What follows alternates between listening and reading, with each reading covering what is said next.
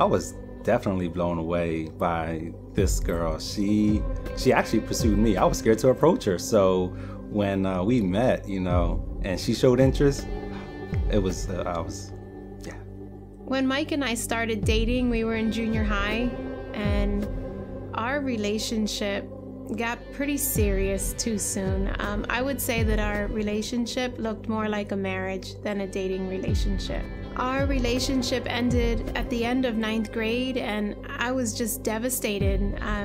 Again, I didn't know who I was at the end of this relationship, and I had spent 2 years of my life, and now it was over. It was the summer before my senior year of high school. Mike and I got back together. I was already a mom at this point. I had a little 8-month-old baby. He was the last person in the world I would have thought I would be dating again. I was going to move on. If someone asked me on a date, I was going to go if he wasn't willing to take our relationship to the next level. So he sold his car and bought me a ring and asked me to marry him. My expectations going into marriage were pretty much like 5 things that I was looking to get out of it for a benefit. Hot meals, and honor and respect, definitely.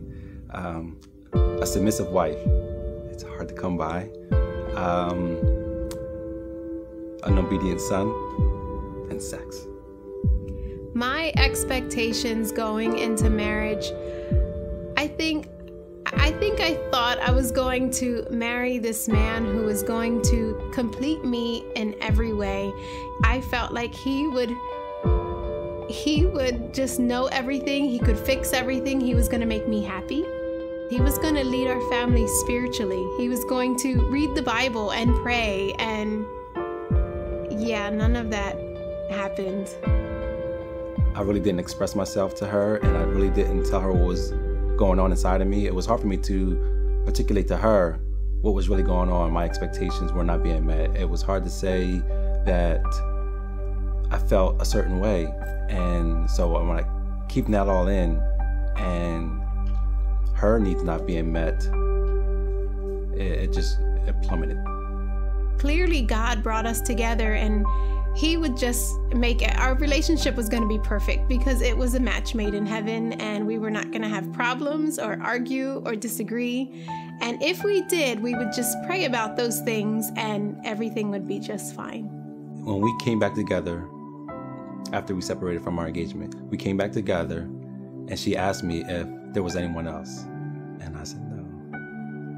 I told her I was totally just waiting to come back to her. And I knew that moment, if I said yes, she would say no to the relationship, and we'd be done. I had no idea that Mike was keeping a secret from me. I guess there were times in our marriage that again, they weren't the best years. So there were times that I wondered if something maybe happened during our marriage, during the rough times. But no, I had no idea that he was keeping a secret. I told Janet that when we were separated during our engagement, I was with someone else. I actually took it very well. We talked, we prayed, we cried, but I think I was in a state of shock. I think I was in shock. And the next morning, the shock wore off, and I only saw red. I was furious. I did not want to crush this girl. I did not want to tell her things that I knew would just crush her. That is not what I wanted to do. I wanted to love her. I wanted her to admire me. I wanted to be her hero. Janet came and approached me asking, what do you think about marriage ministry? Now, I just got done confessing to this girl about, a relationship that I was involved with. So how could she be ready?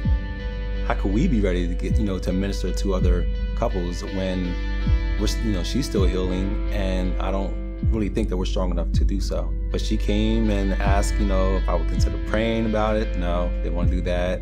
I didn't want her to pray. I didn't want her to ask anybody. I didn't want her to pray because I knew that the moment she prays, things happen. We are certainly not perfect. Our marriage is not perfect.